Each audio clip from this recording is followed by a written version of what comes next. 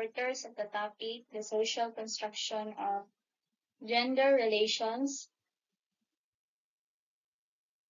sociological and feminist perspectives.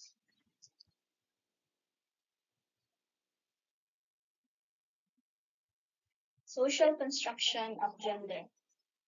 Sex, biological category. So, ang sex is nag-refer siya sa biological categories like female and male. Categories known siya by genes, chromosomes, and hormones. Gender, sociological category.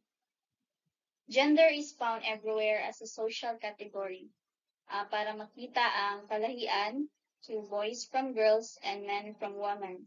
For example, like sa gender pay gap, men in general are paid better than women. Mas enjoy sila sa ilahang sexual life and social freedom. And napod sila'y ubang benefits nga wala maangay ang babae or dili good sa babae. Naadjud kalahian ang babae ug lalaki like sa race, class, sexuality, and according to disability and other socio-economic measures. Gender. Gender is a social construct that is determined by culture and society and defines man and woman relationship that is changeable. So gender, nag-refer siya sa characteristics of women, men, girls, and boys that are socially constructed, including dito ang norms, behaviors, and rules na connected sa pagiging babae, lalaki, girl, or boy, as well as relationships with each other.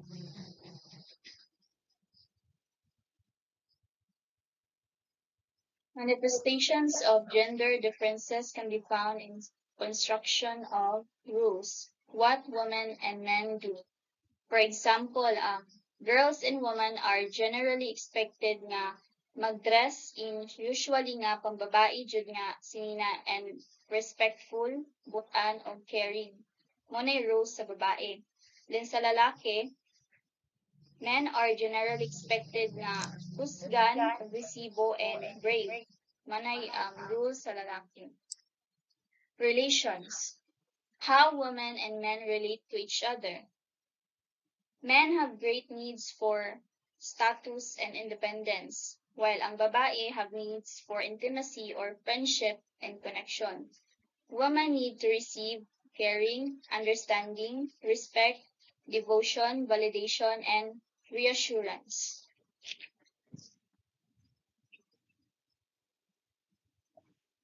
Identity. How women and men perceive themselves. According to a new study, men and women really do see things differently. Mas makita sa babae ang kalahian between colors, while ang lalaki are good in tracking fast-moving object and good in judging detail from a distance.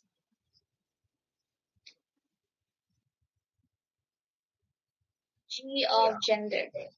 Contains norms and rules regarding appropriate behavior, determines attributes, reproduces range of beliefs and customs to support these norms and social rules. Norms and rules determine reality of relative access of men and women to and claims over different resources like food, health, education, property, job, opportunities, and entitlements, so on and so forth. Like for example, according ni siya sa kanang traditional gender ideology about family. So as a man, kailangan ni mo ma-fulfill imong family rules through instrumental and breadwinning activities. And woman also, kailangan ma-fulfill ilang rules through nurturant or providing physical and emotional care as a housewife and as a parent or ginikanan sa imong anak.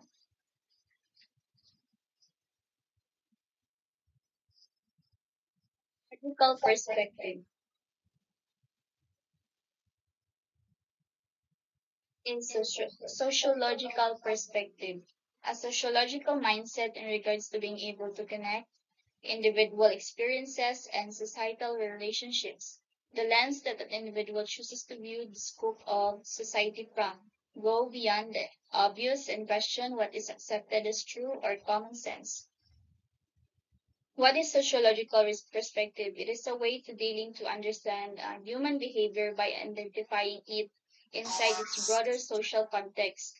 According to C. Wright Mills, sociological perspective is referred to as the intersection of biography, the individual, history, social factors that influence the individual. Examples including dito ang different problems such as eating disorders, divorce, and unemployment, and public issues like poverty, sa healthcare, climate change, unemployment, etc. Mga social issues nga makaapekto jud sa ato ang mga tao.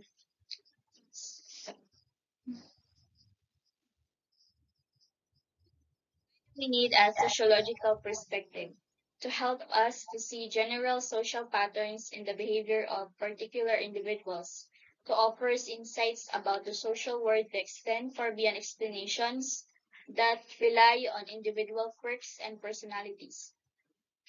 It helps us to imagine and mentally separate ourselves from our limited experience. Nagahatag po siya og tabang to understand the connection between personal worries and societal problems. And it allows us to see og giunsa nato pag-relate ato ang routines and activities sa mga trending karon and happenings of society.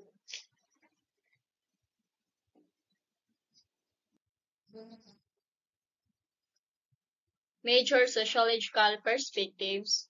So these are the three major sociological perspectives. First is symbolic interactionism, second, structural functionalism, and lastly, conflict theory. These offer sociologists theoretical paradigms for explaining how society influences people and vice versa. So when we say theoretical paradigms in sociology, a few theories provide good perspectives that help explain many different aspects of life.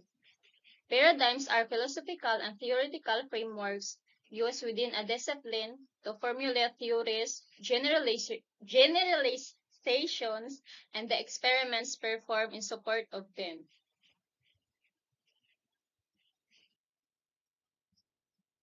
Symbolic interactionism directs sociologists to consider the symbols and details of everyday life, what these symbols mean, and how people interact with each other. Originated from Max Weber's assertion that individuals act according to their interpretation of the meaning of the symbols. So, symbolic interactionism assumes that people respond to elements of their environments according to the subjective meanings. They attach those elements such as meanings being created and modified through social interaction involving symbolic communication with other people. So, ang example ng symbolic interactionism is siya ang kanang nag-establish sa meanings, so develop their views, and communicate with each other.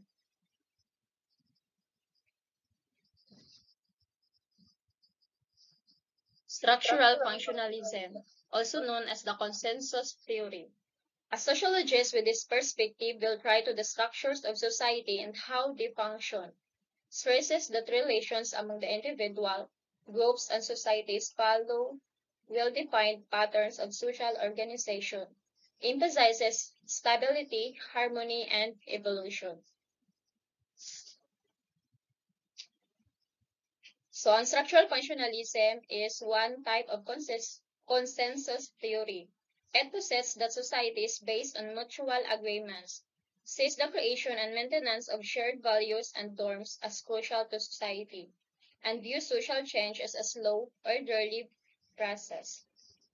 So, ang functionalism is a consensus theory na siya, which means that it sees society as being basically positive and that social harmony is possible and desirable.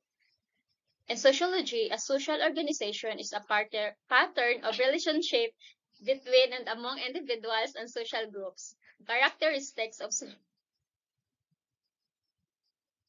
social organization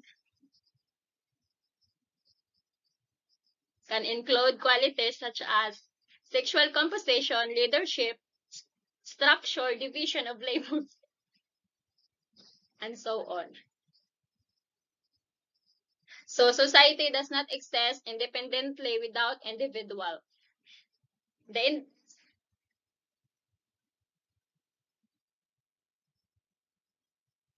so proceed to the conflict theory.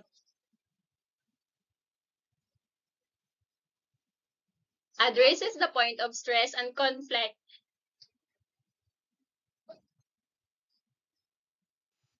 Addresses the point of stress and conflict in society and the way they contribute to social change.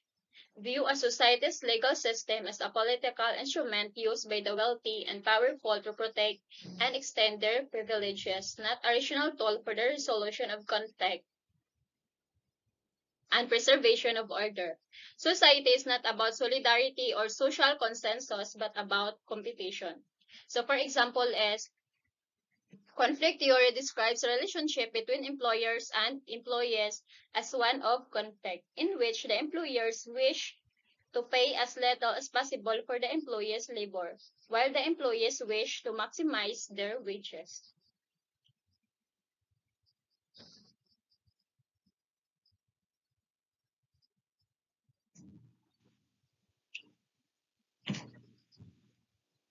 Feminist perspectives and overview. Feminist perspectives.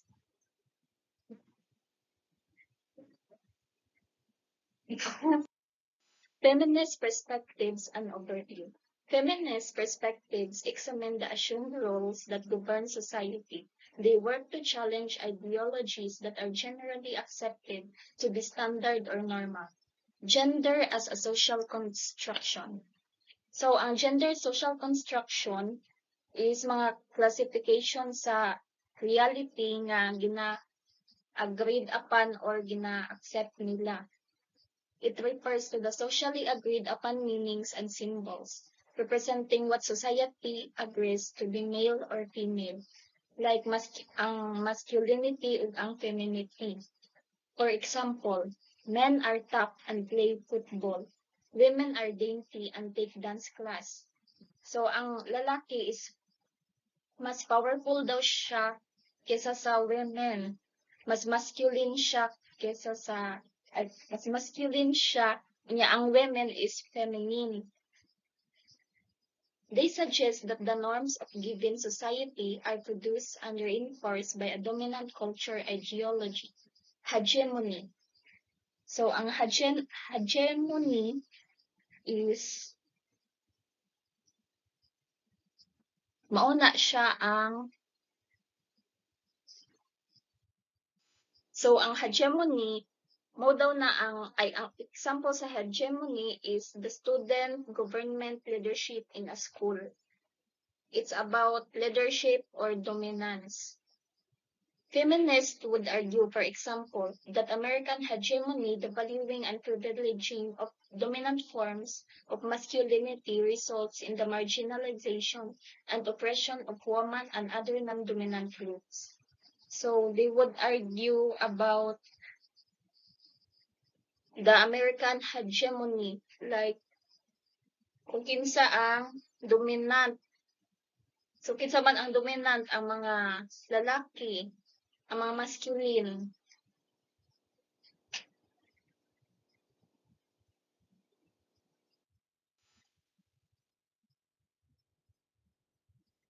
Hegemony. Masculine hegemony is a term that is more specific in its meaning. The hegemony, it accounts for the existence of multiple masculinities and suggests that dominant social structures privilege heterosexual masculinity above other forms. So, ang masculine hegemony, ang term kay mas specific siya na meaning about hegemony.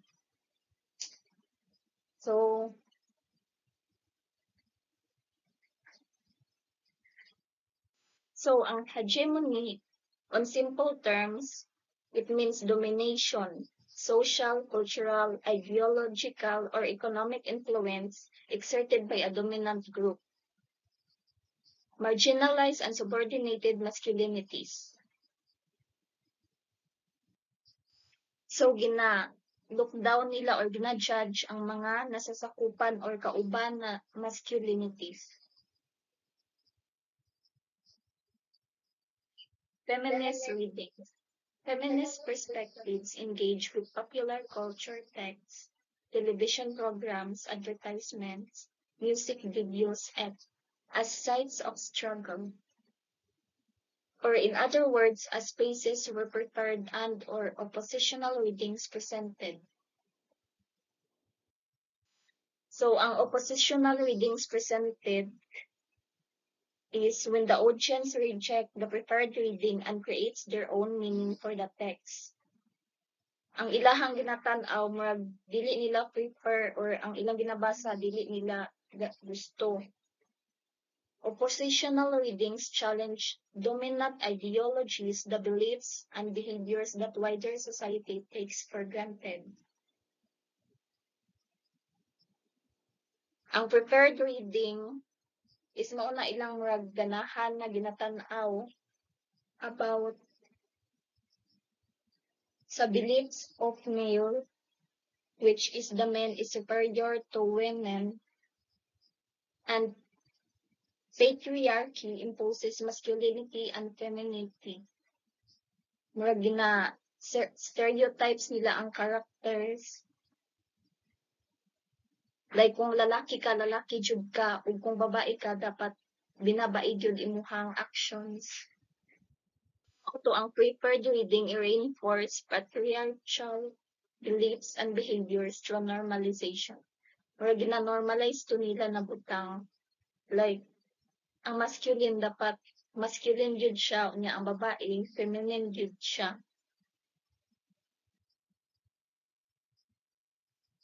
The cultural feminist perspective. The cultural feminist perspective seeks to realign traditionally feminine traits, perspectives, and behaviors, which are devalued and trivialized in patriarch system. Ang cultural feminist perspective is muna ang cultural feminism, the view that there is a female nature or female essence. Is the view that there is a female nature or female essence, attempts to revalue and redefine attributes ascribed to femaleness. It is also used to describe theories that comment innate differences between women and men. So, ang cultural feminism in simple words is gina-emphasizes nila ang mga differences between men and women based on biological differences in reproductive capacity. So, ang kitahay ang boys, dapat sila gyud ang mangitatrabaho, tapos ang babae dapat daw sa balay pa daw, magluto, o maglimpyo sa house, tapos ang boys kay sila ang nagatrabaho, katong mga hard work, ilahag yun daw to ni ang sa girls, mga light lang ang ilahang mga trabaho.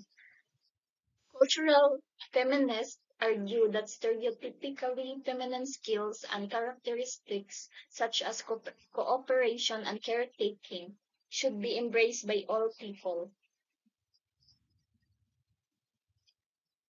Cultural feminism refers to a philosophy that men and women have different approaches to the world around them, and that greater value should be placed on the way women approach the world.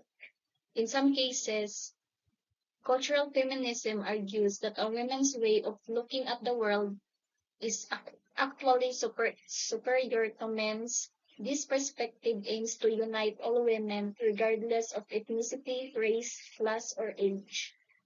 The essence of being a woman is what makes women special and different compared to men. According to this view, this female essence includes a greater emphasis on cooperation, relationships, and peace, also referred to as an ethic of care.